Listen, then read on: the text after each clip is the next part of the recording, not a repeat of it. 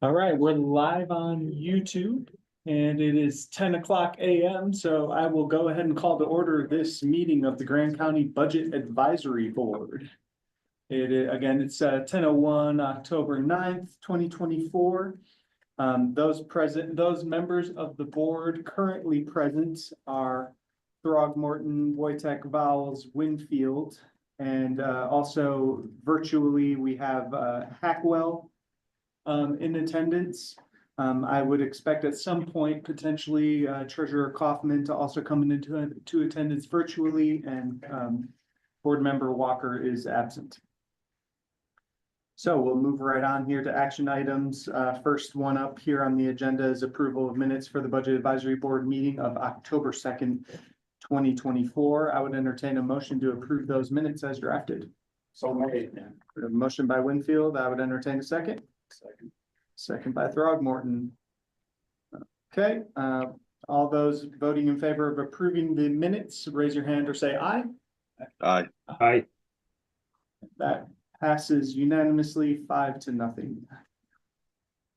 All right, we'll move right ahead to presentations and discussions. And as per usual, I'll hand things over to the budget officer, Stephen Vowles, and he'll walk us through these department presentations. Thanks, Stephen.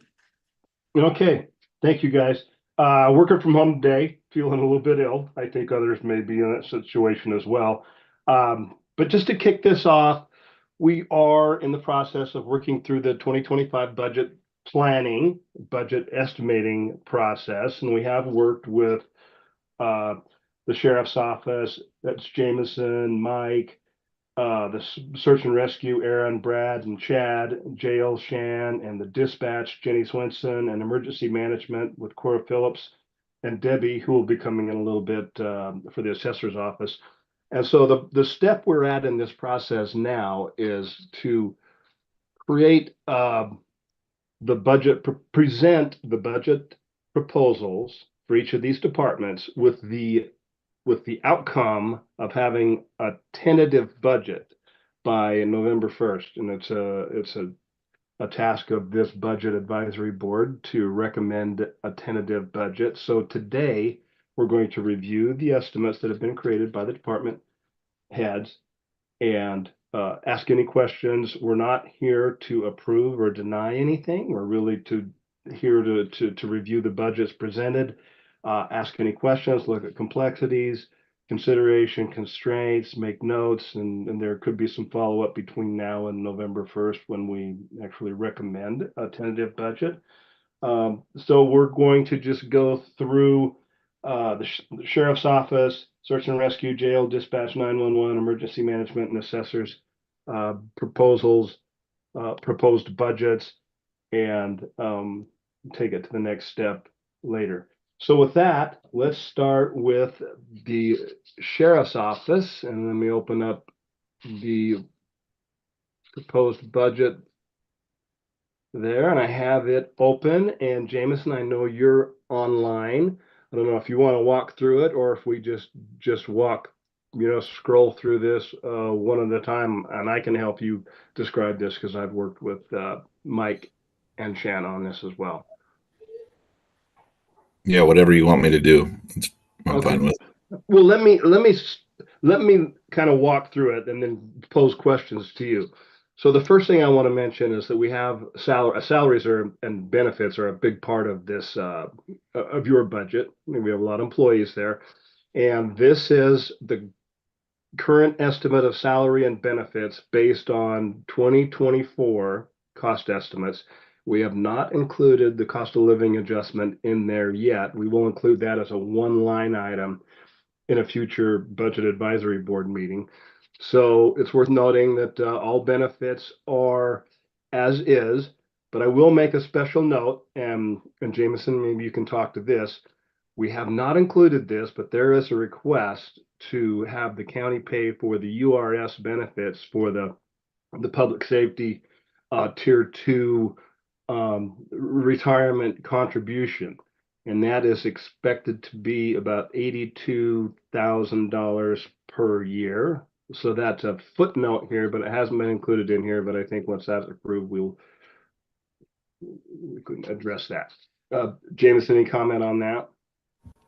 Yeah, so URS has been messed up for 3 to 4 years. The state of Utah changed the retirement on public safety from 20 years. They changed it to 25 years, and you could retire at 35%.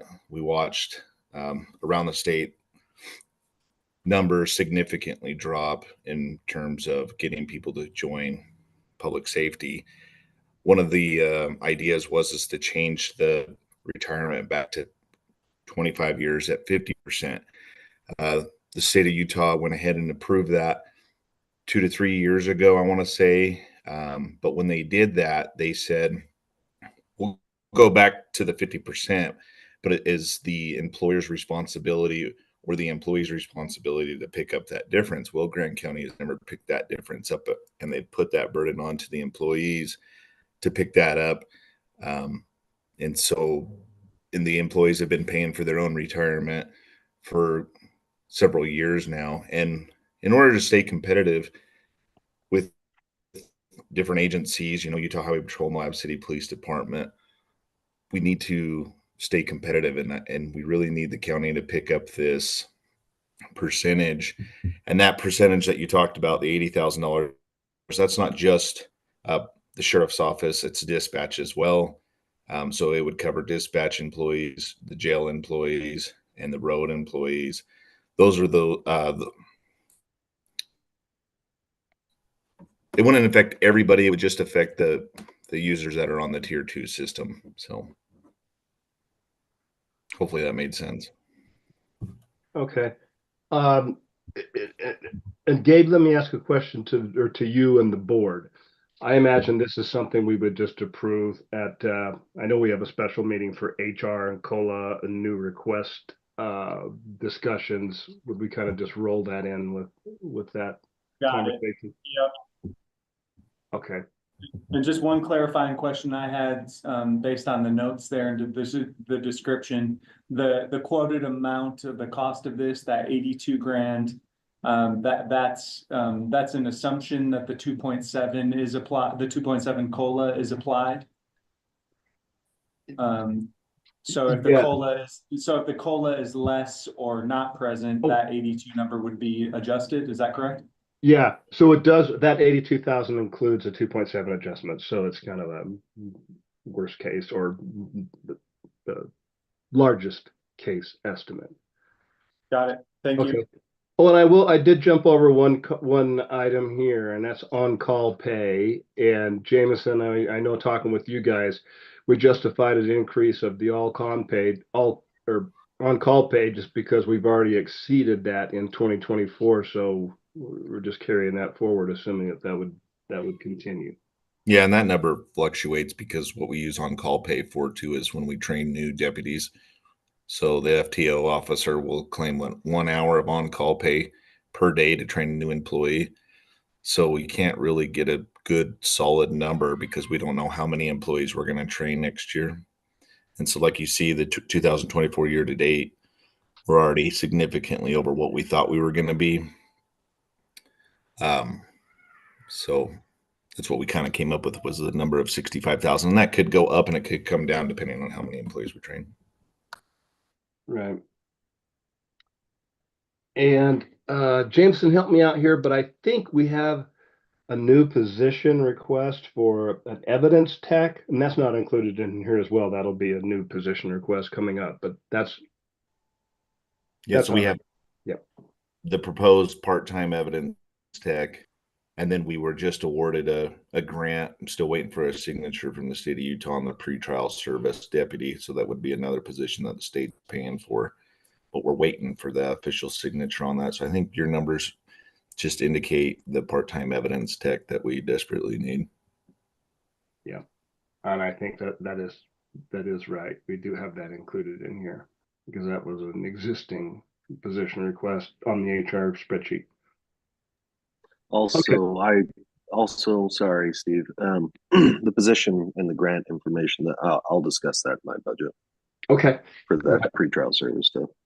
Right. Okay. Scrolling down here, I'll just kind of scroll here slowly. And actually, what I should have done, let me just go scroll down for a minute. This is always a key data point when we look at the budget. Just as a data point, the 2025 budget really is 97% of prior year budget. But now I'll come back up here and scroll through and let's just see if we have any questions. Well, actually, let's pause on this one, professional and technical services, because that increased a little bit. Jameson, maybe you can describe or this one. So the professional and technical is going to be our subscriptions that, like our new tasers that were approved this year, our body camera grant that was approved. And then the other thing is the state of Utah keeps putting these mandates on public safety that are state laws, and we have to do it because it's a law. The early intervention system, we did get a grant for that, one-time grant, I'm assuming, typically.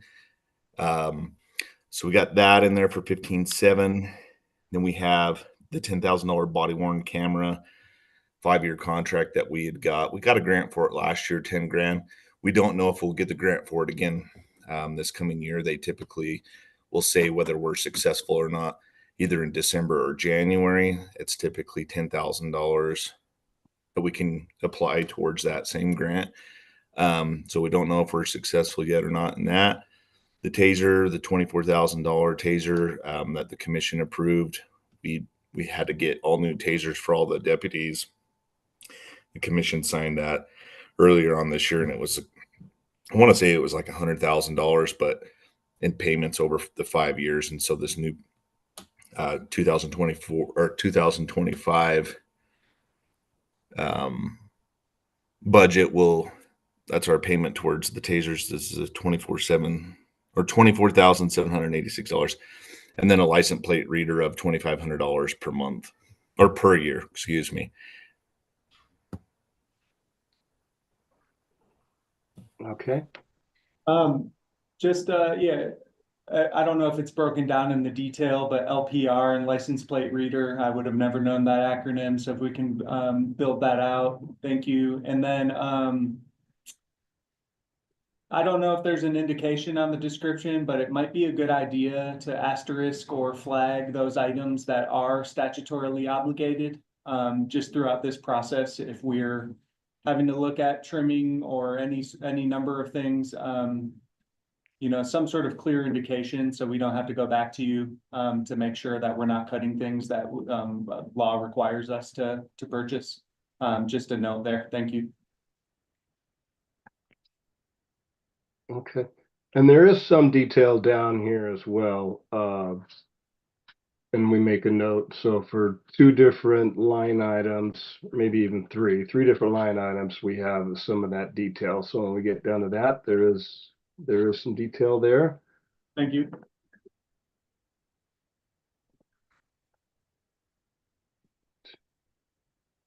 Jameson, vehicle lease went down. Is that a natural thing or just Well, I'm trying to go through our budget to make significant cuts so we could get that retirement system paid for. Mhm. And so that was one of our bigger line items that we felt like we could cut. The vehicle thing, again, is so hard because if you have major issues with your vehicles, it's expensive to fix them. And so we've always kind of had that as an, cushioned in case of an emergencies, which we continue to run into. Like this year, we went through 14 fuel pumps unexpectedly due to bad fuel at the county road department. That cost us quite a bit of money. And so we've ordered 3 new expeditions to replace our 3 F-150s that need to be replaced. We felt like we could cut 30,000 out of that, and hopefully be okay. Okay, thank you.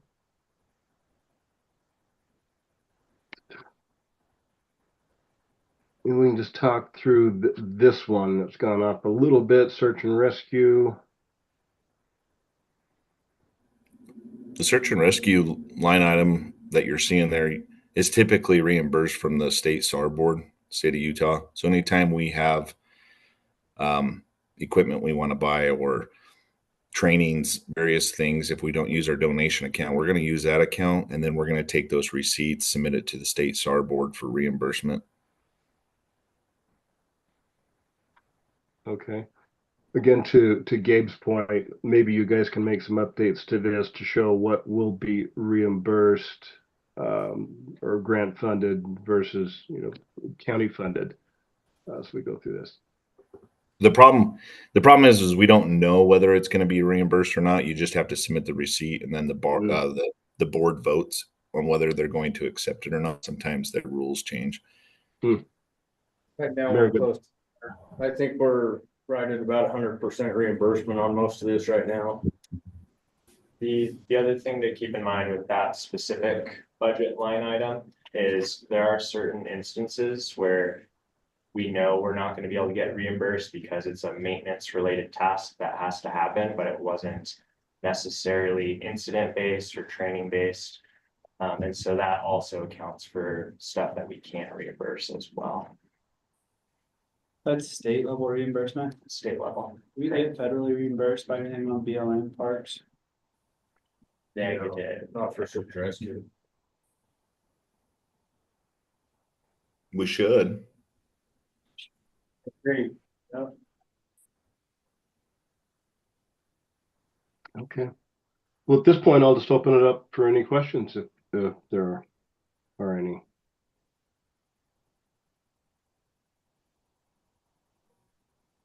I don't have any. All right, very good. We'll just make a note of this and continue the process forward. Jameson, thank you for contributing. I know Mike's out, but we'll come back to you on the next steps of this and recommending a tentative budget. Sure. All right, well, let's go to you, Shan. You And okay? no, go ahead. However you want to do it, Steve.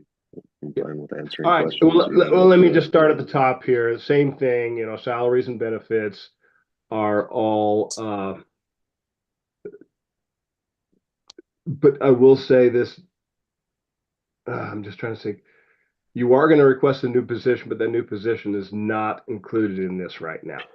No, so it's dependent on a grant. I mean, so it's a pretrial services position. And I'll discuss this more when we actually talk about new positions, but I just wanted to put the numbers in there. I applied for a grant through the CCJJ, the state. It's a one-time funding. So I submitted the grant for approval. It'll be on the next commission meeting. And if the county approves that, and then hopefully we get the position. If not, I'll just tell the CCJJ, just kidding.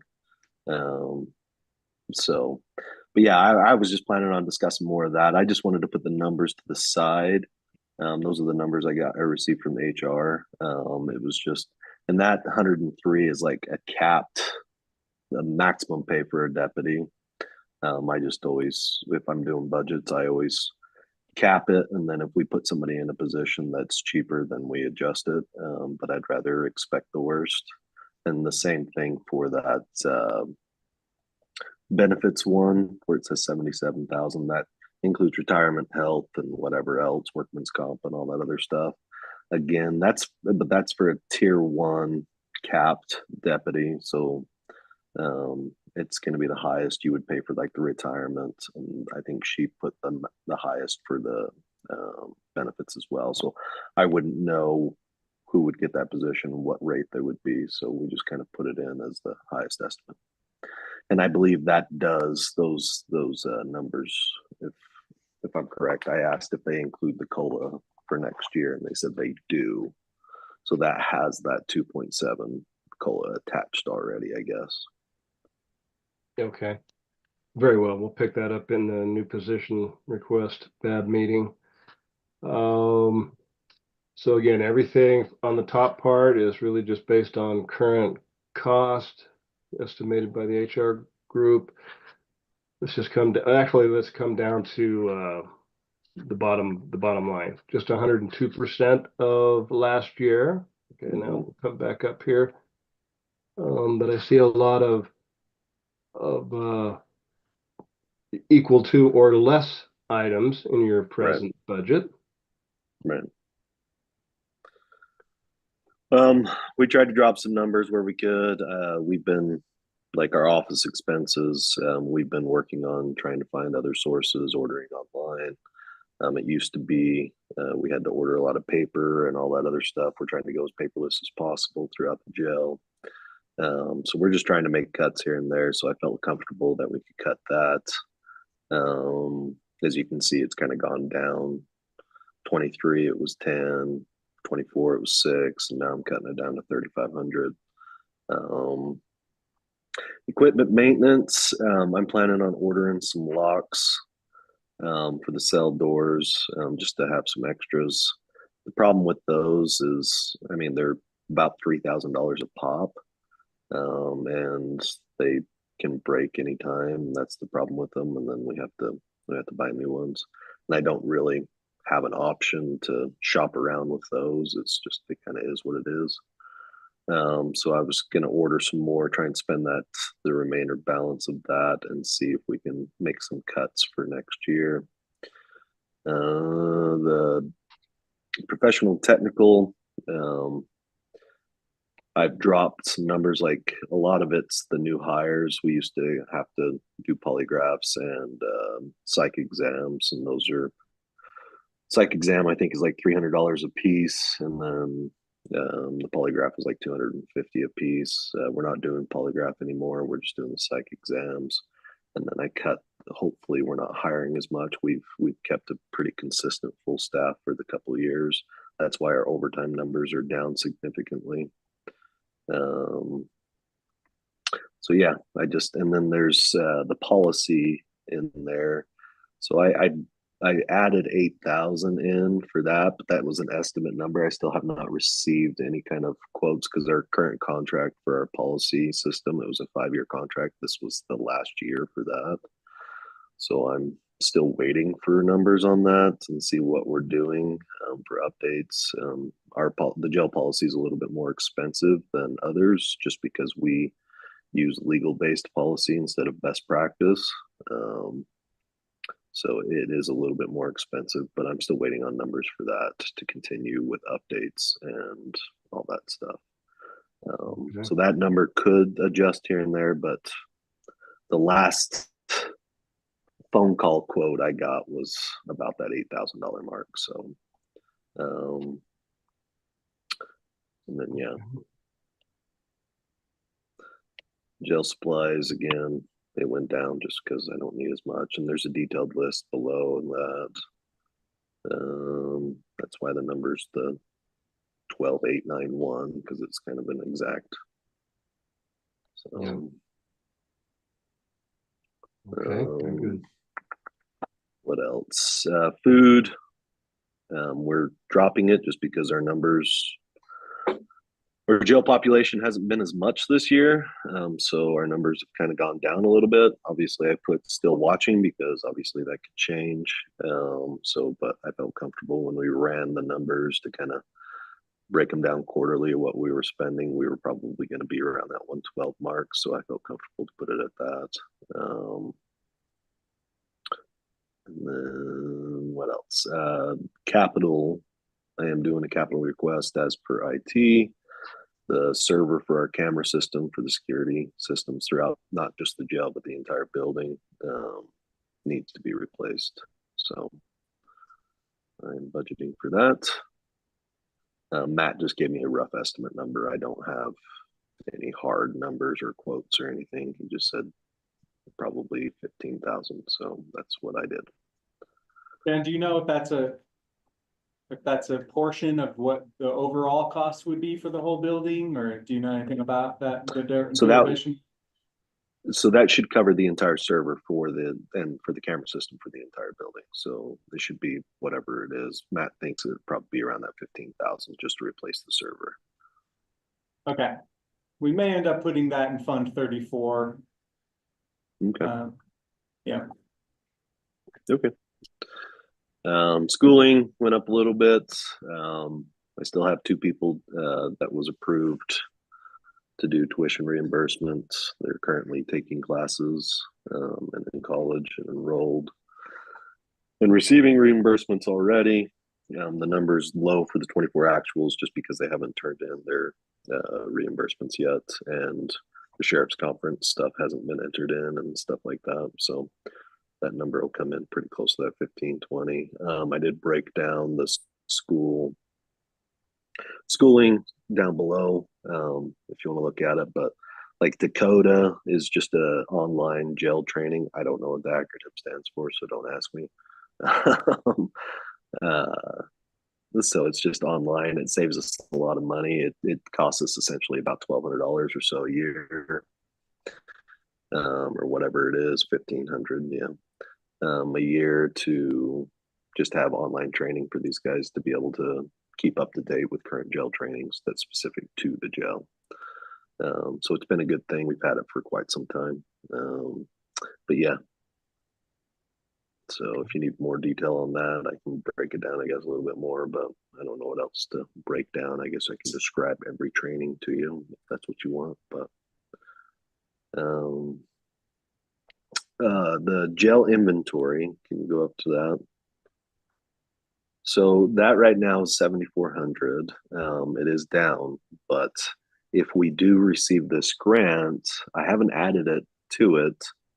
But if we do receive this grant, it will go up because I'll have to purchase ankle monitors. Now, those will be fully reimbursed from that grant because it's a one-time purchase grant. But if we do this pretrial service program, I'll have to purchase some ankle monitors and some other stuff. And also in that grant, it should, if we get approved that deputy position and the grant, I also requested a year worth of lease for a vehicle for a deputy. And so that would cover at least, I think it was like $14,000, get reimbursed for a patrol vehicle. So it's a one-time grant, but if we're going to start a program, we've been talking about this program and other committees and boards for a few years or more now. I know the judges have all been in support of it and really wanting it to happen. The state is using the Utah bail forfeiture pool to help fund to start these programs, but unfortunately it's just a one-time thing. But either way, so I didn't add those numbers in just because the grant hasn't been approved yet. So that will go up on the inventory side. Stan? Associated with that new position, do you think there's an argument to be made about that creating efficiency or savings elsewhere?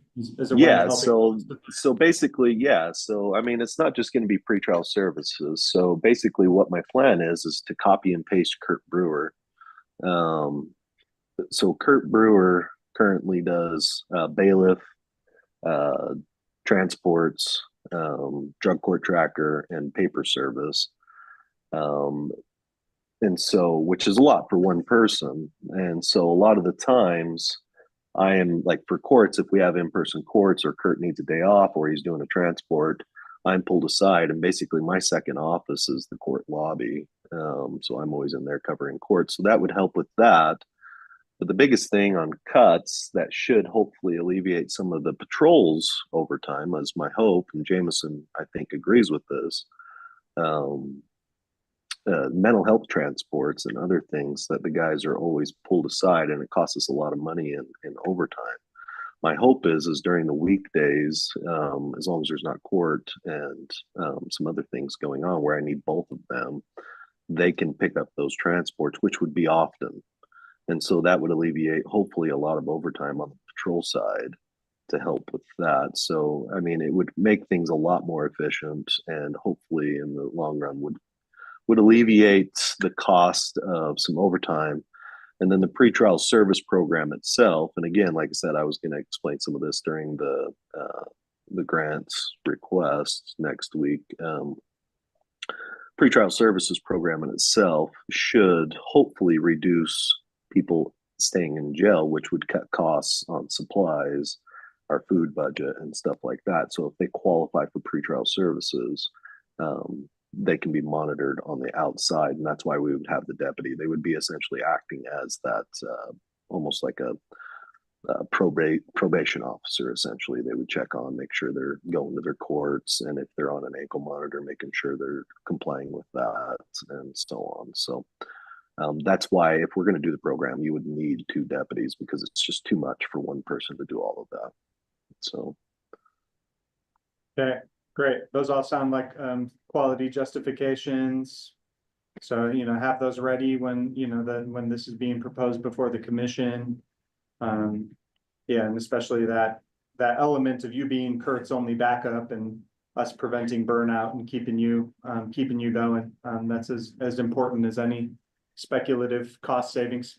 Thank you. yeah, did you hear that, Jameson? Yeah.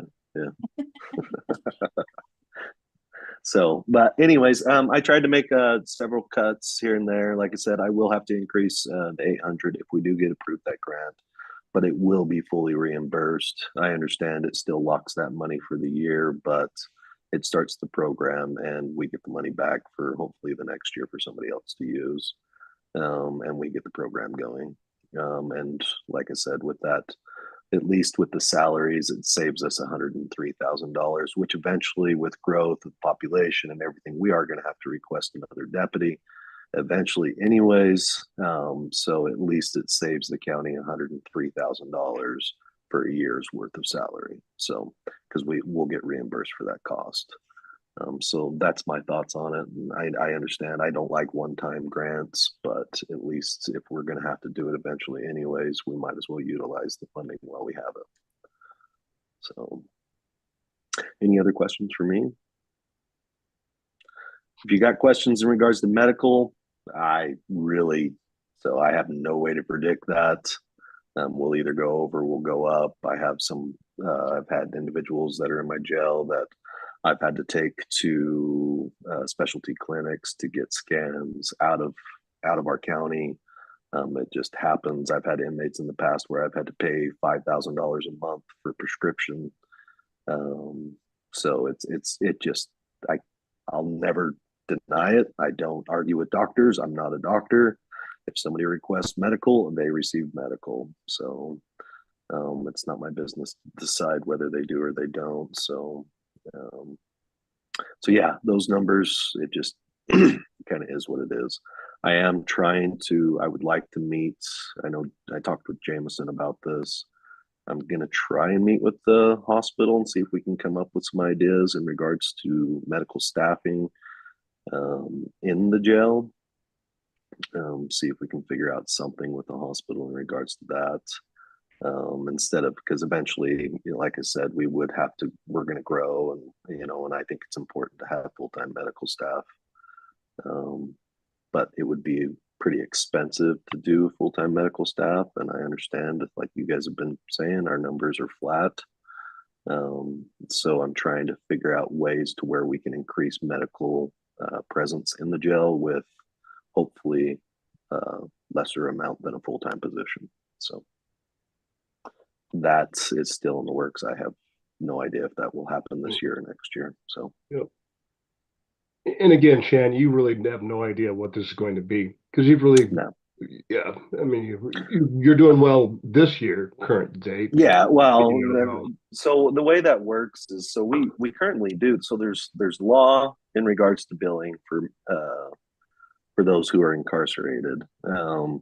So it's either paid at that Medicaid rate, or if it can be coded to that, or we have a current agreement with the hospital that we will pay 42% of the bill if it can't be broke down to that Medicaid rate by law. So we try and cut a bunch of costs. So we'll get a $20,000 bill from the hospital, but at the end of the day, when we break it down, Amy will go through and she'll break it all down in the system and for the codes, and that $20,000 bill could turn into $500. So it just really depends on whether we can break it down and cut those costs here and there.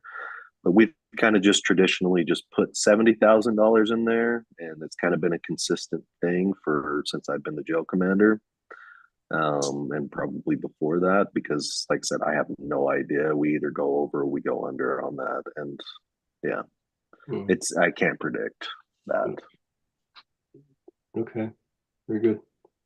I have a question, Shan. Is there any option to utilize any of the services that the free health clinic offers? So we do currently. So like for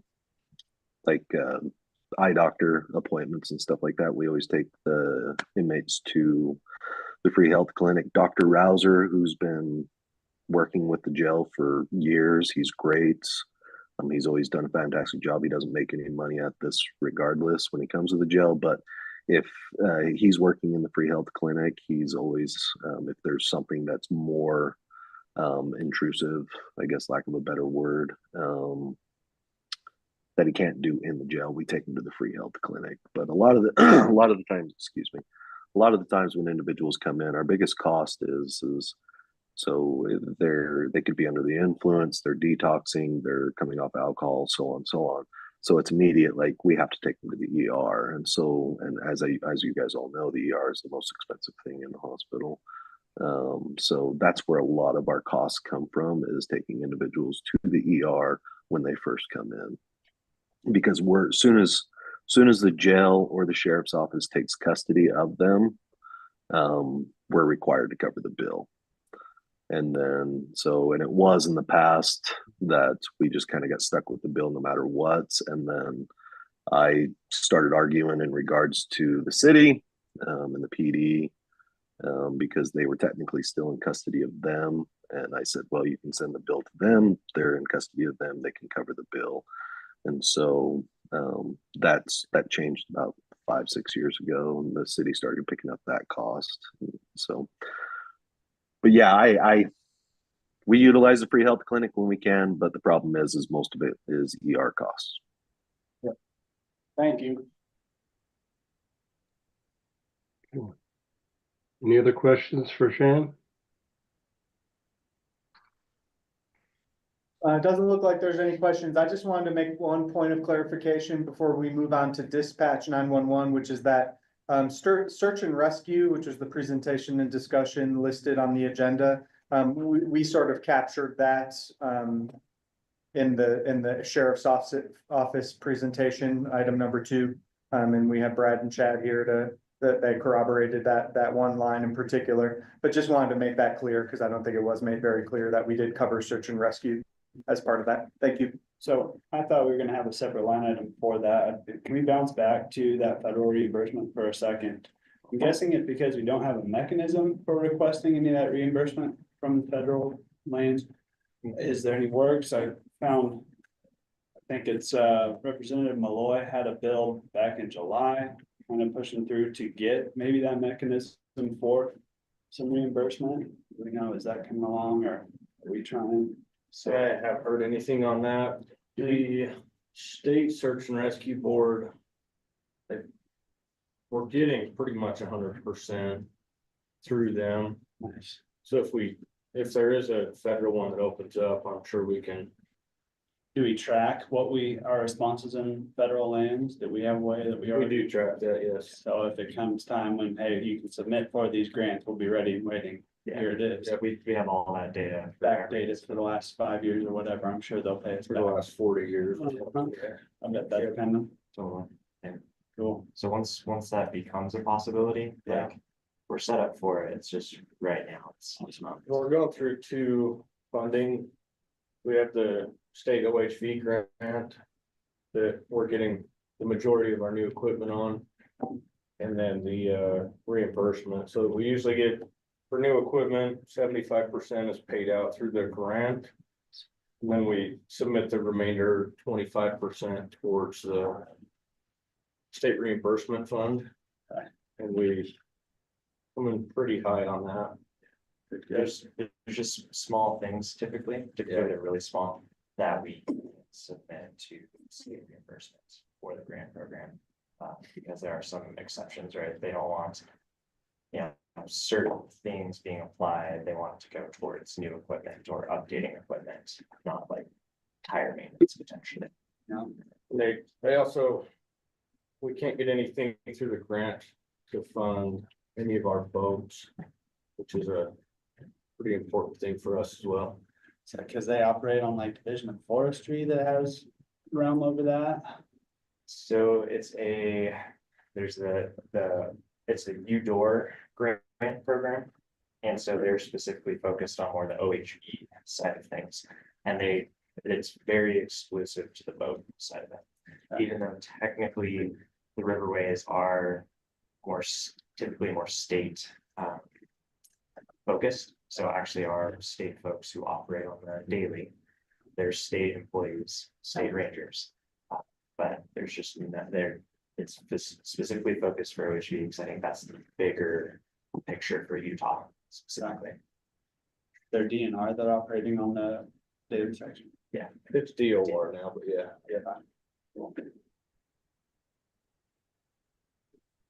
Very good.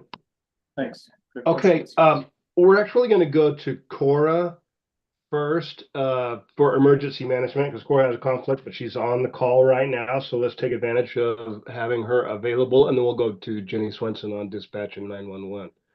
So Cora, bringing up your chart, and maybe we can just start right at the top here, because we have included a new position request, so maybe you can describe that. Yes, so forgive me if you'll hear some background noise. I'm now working through the FEMA exchange program, so you'll hear that training video in the background. But this is for my position and then also for a deputy emergency manager position. Currently, I'm the only one in the Office of Emergency Management for the county and expected to be on call, which is about like 24/7, especially during monsoon season. In Utah code, this is the emergency manager position is supposed to have 3 deep succession. And right now that is Jennifer Swenson, who's a dispatch supervisor, Sheriff Wiggins, and Chief Deputy Mike Palmer. And as you could imagine, when an emergency occurs or disaster or emergency occurs, those positions are obligated even on a day-to-day. Those positions do not have the capacity to serve as the emergency manager. So there's not a lot of continuity in the Office of Emergency Management. So hoping that with a deputy EM position, I would be able to have more capacity. We'd be able to further the program, keep that momentum going into the future, and allow the program as a whole to be sustainable and for myself to be sustainable during monsoon season. Because last year and this year, lots of overtime that was necessary to sustain the program and the demand that organizationally and the public expect. Any questions with that? And this would be an ongoing position, right? Yes. Okay. Well, we'll consider that. Oh, and just as an FYI to you all, the personnel services group is actually working with all department heads, and so Cora, you'll be involved with this to note all of the new positions or reclasses or anything like that, and to work on justification. So when we do have that new position BAB topic coming up, I think it's the end of the month, we'll have those personnel services input into that. So Cora, you should be working with Laura and the new HR director, Tess, on this one, which you probably already are. Yes, Okay. I will work with them on that. Yes. Okay, and it's worth noting that benefits also includes this new position. Yes, that's correct. Yeah. Okay, maybe you can just jump into the subscriptions and memberships. Yes, so the subscriptions are for our variable message signboards, the white ones that you'll see out and about. That's to allow for remote software programming, so I can do that from my office if they are out in the community. It makes it a lot easier for us to change the messaging as needed. And then Utah Emergency Manager Association membership and the precipitation monitors. I did get a word from the BLM that they are working on pushing that through. They met, I believe, on Tuesday to make those, to provide right of way for the sites that have been designated for placement or selected for placement, sorry. So these participation or precipitation, Precipitation. it's hardware type of stuff. I wonder if that's could be in a different line here, but is this a system that you're implementing? Subscription for the service, Oh. the software service. Okay. So, yeah, the hardware's been paid for. All right. Public notice, you'll see a steep increase there. There's been an increased demand for public notices, public outreach, public education, especially in regards to flooding, but also for heat illness. We see a lot of deaths in this area due to heat.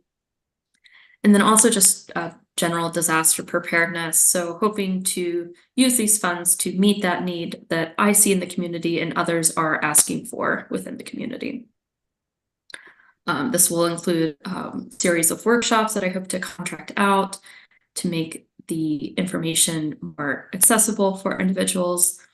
The holiday coupon mailer that Gabriel and I usually partner on, and different incentives to encourage individuals to come to those the series of workshops. Or would this heat, flooding, general disaster preparedness go towards improving like the flood mitigation awareness that's presently a big deal? Yes, I would go through continue to promote flood mitigation awareness. Yes.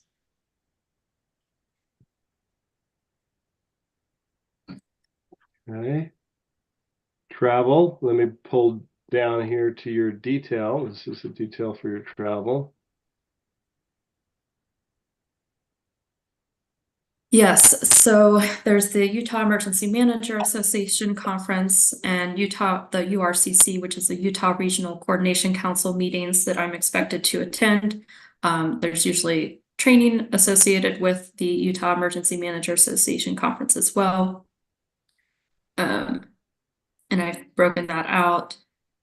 And then the Advanced PIO, that's Public Information Officer. I think more than most, I've been asked to speak on flooding and the Ring of Fire eclipse as an emergency manager, Salt Lake News, local media. So I want to get better at that, at speaking to the public on with different, especially with different news agencies. And so hoping to get better at that through that training, because it is an expectation of my role. The National Emergency Manager Advanced Academy, I'll start that here in a couple weeks. That is a requirement as part of the Certified Emergency Manager program. Public Safety Summit, it's another conference. Public Information Officer Conference, again, to better my skill set in speaking to the public, especially the media. And then as part of the Emergency Management Performance Grant, there is an up-and-coming requirement to gain an EOC skill set or Incident Management Assistant Team IMAT skill set. So, and the Local Emergency Planning Committee Conference or LAPC conference.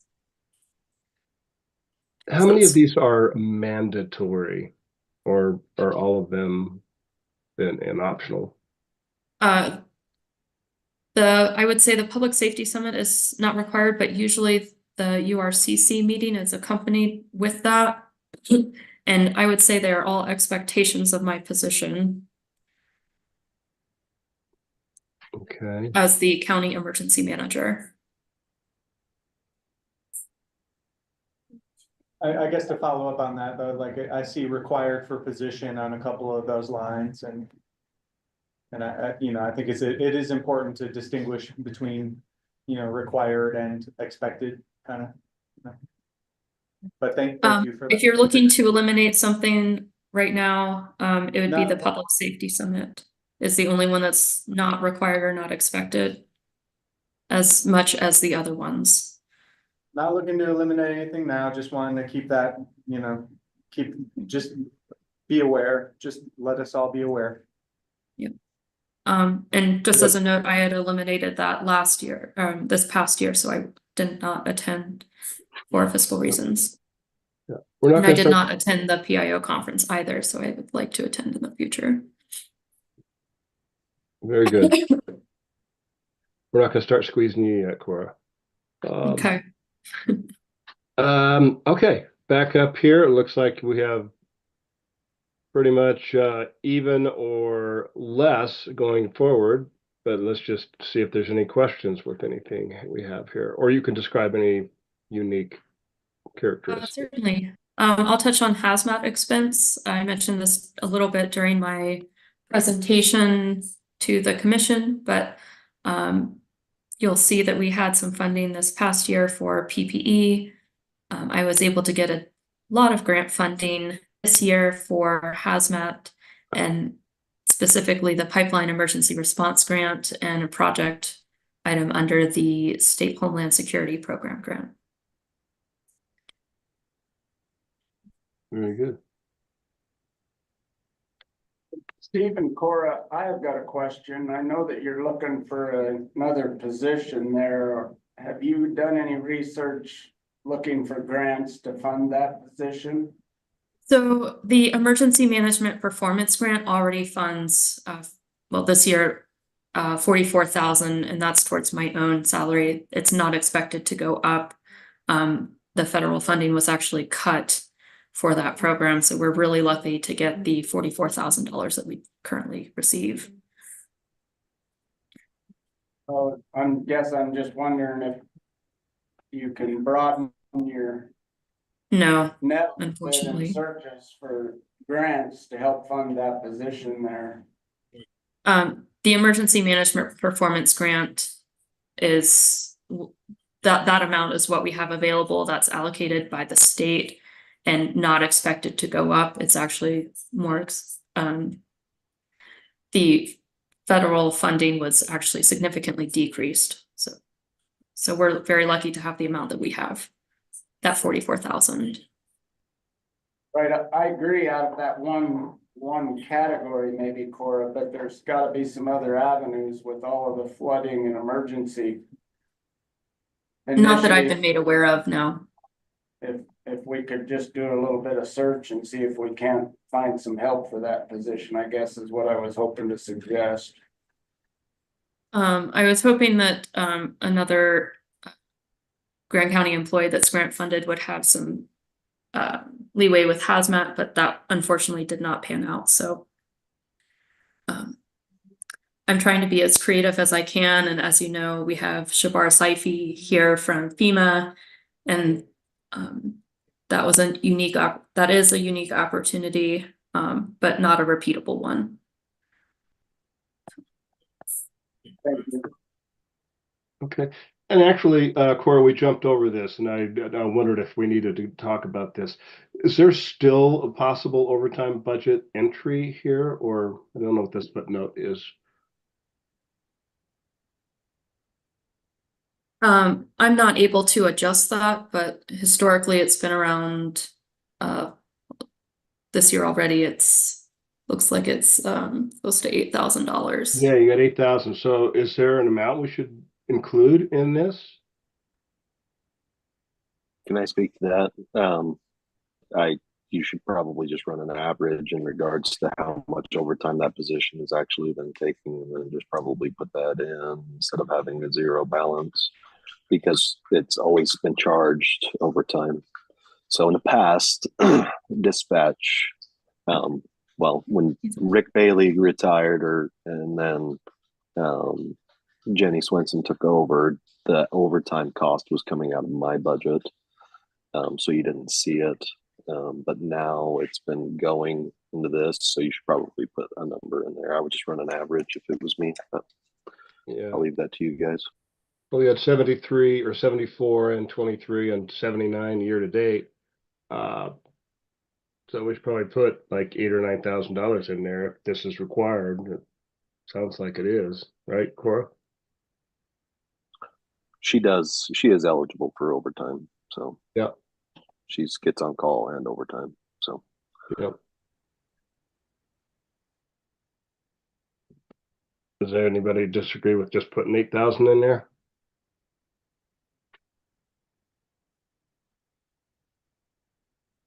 Okay. All right. Well, Cora, we'll take a look at this. The big thing on your side is approving this new position request. We'll bring that up on our personnel services discussion later this month. Thanks, Stephen. Really Thank- appreciate it. I'm gonna thank jump you. back to All right, my you can training. drop. Okay. I don't know if Jenny is in the building there, or Shan, you're gonna just cover this. Dispatch and 911. I'm I here. can cover it if she, oh, there she is. There you go.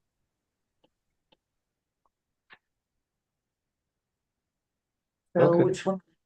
So Jenny, I pulled up dispatch, but it really is, and just to play this, dispatch covers all the salaries, and then 911 covers their other expenses. So let me just point out that on the dispatch line here, it really is just salaries and benefits, and there's really nothing more to say than that. So really, Correct, and this one is actually a little bit low because this only covers it covers the majority of the salaries, but some of salary is taken out of the 17 fund. Yeah, to just further clarify what you just said, Stephen, the category for dispatch 104214 is in the general fund. That covers the better part of salary and benefits out of the general fund, and then there's Fund 17, which is the emergency 911. okay. Well, we may have, does it appear then that we're missing some numbers here then? Yes, Probably. I think it's about 30% of a salary, I believe is what it is, so. Okay, so I do have, maybe it wasn't called out specifically in the employee salary and benefit page I got from HR. But you say that there should be some amount here. What should I put in here, Jenny? I can always follow up. I actually put what we've got in there for right now, because that's. But we're already, yeah, 2024, we're already at 45. Well, you think that's a better number than the 37 we had last year? Yeah, because that will be before the 2.7, and then that's actually a conversation that I need to have with the powers that be to make a couple modifications there, so Okay. that needs some follow-up, because I think there'll be a couple good changes to that. Okay. Well, you know what? For right now, let's just put 45, and I'll put a note here to follow up with HR, and benefits will do 30, but I'd imagine this might go up. So let's just make a note here. And it's possible that the HR worksheet just didn't call out these specific salaries. Yeah. Okay.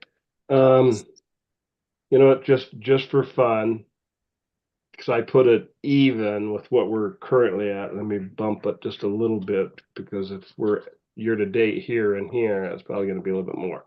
And to do that, we're still kind of showing, slightly under last year, even with this number. So we'll follow up on that. Okay, Jenny, I'll just turn it over to you to talk about any other unique characteristics of your budget. So Fund 17 is unique in that it has to be kept separate from the general fund. Because it is funded by the taxpayers, the funds that come from the 911 at the state level. It has to be kept separate because all of the funds that go into it have to only be spent on things pertinent to the PSAP or the public safety answering point.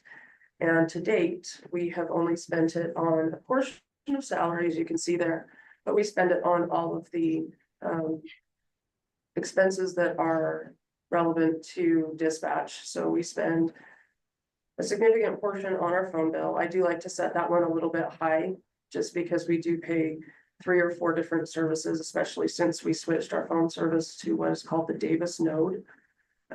We are connected on a statewide system now that basically it all goes up to Davis County. But the system is phenomenal. We do have text to 911 and all of those great things now, and hopefully we never get video to 911 because I think that would be a little bit scary. But we do have a great service there. So I do like to set that a little bit high just to make sure that we're covering all of our bases. Equipment maintenance, obviously, since we are a 24/7 service, we do go through quite a few chairs. So I try to budget for those. Headsets, we go through quite a few of those. Dispatch doesn't get a uniform allowance, so this is where our uniforms come out of. And any other equipment that we wear and tear a lot of in dispatch. We pay for our radio recorder because everything in dispatch is recorded. So it's the radio that all the telephone calls and everything. We just pay an annual maintenance fee for that. Our miscellaneous supplies, our budget isn't broken down as neat and tidy as everybody else's. This is just kind of how it's always looked, but so our miscellaneous supplies, this is where we pay our memberships to the National Emergency Number Association and APCO. They're the ones that really set the standards for dispatch services. So we pay for that. Those memberships are group memberships. They offer excellent trainings statewide. And then they provide monthly publications and benefits to our dispatchers. We pay for our CalTopo membership, which is an excellent mapping system that we can also group in with search and rescue. We pay for our language line, which enables us to connect 911 callers to a translator, no matter what language they speak. And then Motivations, which is our QA and also training system. And then obviously another inventory expense, which is, it covers everything else, coffee, pens, ink, anything that anything we blow through in there pretty quickly. I do set aside a chunk for training.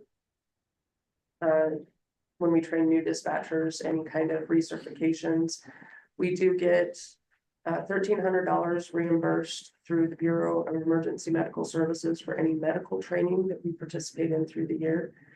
So to note, this account does currently have a balance of a little over 500,000, I believe, in it. So, and it does roll over year after year. So I think mine is probably the easiest out of all sheriff's office. Yeah. Just a question here on miscellaneous supplies. Is there a cause for the additional funding here? Like one of these items, is it new to this year? CalTopo is new. It was a new expense this year. Yeah. Motivations, they're about $10,000 a year. And then we added a group membership to NINA instead of individual memberships. It actually saves us money in the long run, but that membership, I believe, is a little over $1,000. So the miscellaneous supplies is where everything kind of gets coded to if we can't figure out where else to code it for dispatch. Can I make a recommendation in regards to creating line items for this? We've made recommendations before, but absolutely. Can we create like a professional and technical line item for this and some other stuff, so that way it's a little bit more clear for everybody and it's easier for Jenny to plug stuff in instead of everybody having to guess which one it goes in, and that miscellaneous supplies has just kind of been a catch-all. So if we can create like a professional and technical, because motivations is kind of more like it's an ongoing expense or subscription almost. Certain other items are just subscriptions and ongoing agreement expenses. So if we could create more line items in this, that would be awesome. Good recommendation, thank you. Yep, I'm taking that note, and we'll adjust that as we go into the next step. So we brought the phone bill down by almost half for this year. It was at 60 for the previous 2 years. Why did we leave it at 60 for those years when it was so far under? Just to be cautious with the changeover to the Davis node, we were trying to wrap up our previous fiscal years with the other companies, so I just wanted to make sure that we were covering our bases with them. Cool, good.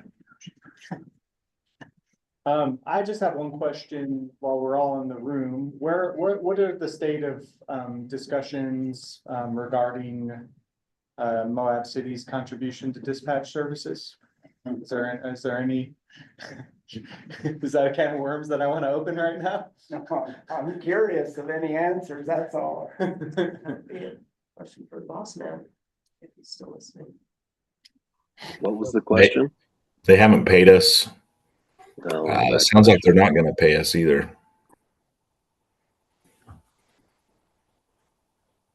Okay, sounds like there's needs to be some meetings and some further discussions as we go towards this firming up this budget. So thanks for that update. Doesn't Well, sound and I like think, well, doesn't BLM, certain agencies pay us something?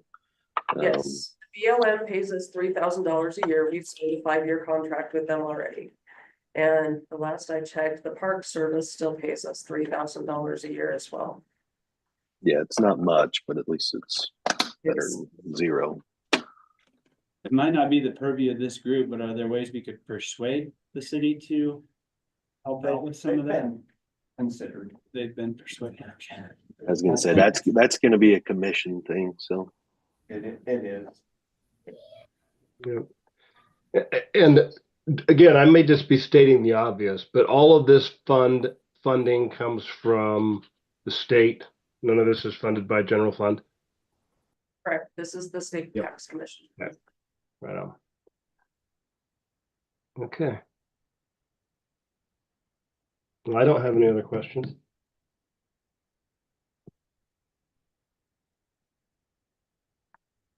Okay, very good. Jenny, we'll let you go. And we're gonna bring up Debbie with the assessor's office.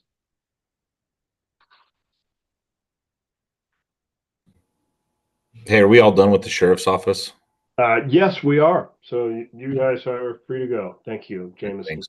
And Thanks, Sheriff. Thanks, Shan. Oh, Shan's still on the board. I was gonna say, I gotta stay. Ah, okay, Jenny, I'm sorry, Debbie. I'll just go down and quickly point out, just as a data point, that the current 2025 budget estimate is about 108% of last year. And Debbie, I've already commented to a lot of people, the employee benefits and salary is really just based on current estimates without a COLA, so no need to really talk about that. But let's just start here near the top, and I'm going to kind of just let you walk us through. You don't have to go into detail about every single line item, but maybe just the unique ones or particularly ones that, have increased. So I'll turn it over to you. But you see that? So basically the 3,500 that's additional, that's for an additional employees that I've got to get her through training. In Salt Lake, just get her licensing and classes done. That's the 3,500. Next I'm one sorry, that this went out- additional employee is already on staff or on board? Yes, yep. Yep, okay. Can you blow it up any more for her, Stephen, just so it's a little easier to read? Let's see if I can. I might blow it off the mic. Yes. That's better, thank you. Okay. The addition on the gas is just gas. It's, because prices have went up and we've got more travel to do this year with the extra employees, and then we'll all be doing training in Richfield. All 5 of us will do training in Richfield, and then we'll need classes in Salt Lake. Okay. And then the bottom one. Do you want me to go over that one? Let's see, just coming through, everything is pretty much the same here. Yeah. Yeah, let's go over this one, and you do have a note. So, Okay, yeah, so that one is so that we can have the commercials looked at every year instead of doing a 5-year increase. So that we'll be able to look at them every year and hopefully there won't be huge jumps. Every 5 years, it'll be done every year. And that's just additional to have the, for the commercials. so I'm not sure I'm following that. What, maybe you could just describe that cost a little bit more in layperson terms? Sure, so we contract with a company to do our commercial appraisals. And previously, we had been doing them only every 5 years, like the rest of the county. But this year, we're hoping that we can have them do them every single year, look at them, and then that way there won't be a big increase every 5 years. Hmm. And so one thing that's handy, that's displayed on these budgets here, you can see in 2023, that was at 270. And that was the cost of a full-scale commercial reappraisal across the county. And so what Debbie's proposing here is this more incremental bump that would cover that more incremental approach to commercial reappraisals. So that's a good, it's kind of illustrated there in a way. Correct, thank you. Yeah, okay. And it sounds like there's a benefit to taxpayers anyway, not to have a huge bump every 5 years, but. Right. smaller. Right. So they And should then the only be, last, they should only be 1/5. Never mind. I was gonna just, never mind. Yeah, go ahead. and then the last, the $3,100 is just for additional costs that's gonna cost for the schooling, for the actual classes.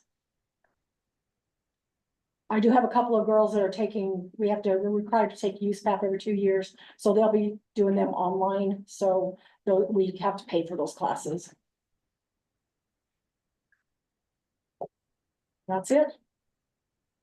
Is it? Okay, any questions for Debbie? I've got one. Okay. I know you discussed, a part-time GIS employee. Is that gonna come out later?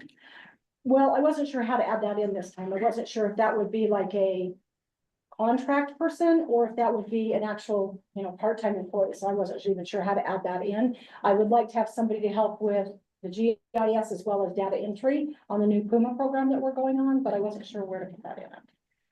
And the other thing, and Gabe, you can correct me if I'm wrong, but it seemed like Matt and several departments were looking for some increased part-time GIS work, and he was hoping that if there was a GIS for this department, that it would kind of come through him rather than just be a new position. So And I think furthermore, he was sort of urgently calling for a meeting of that, there was a committee or a board Yes. related to GS.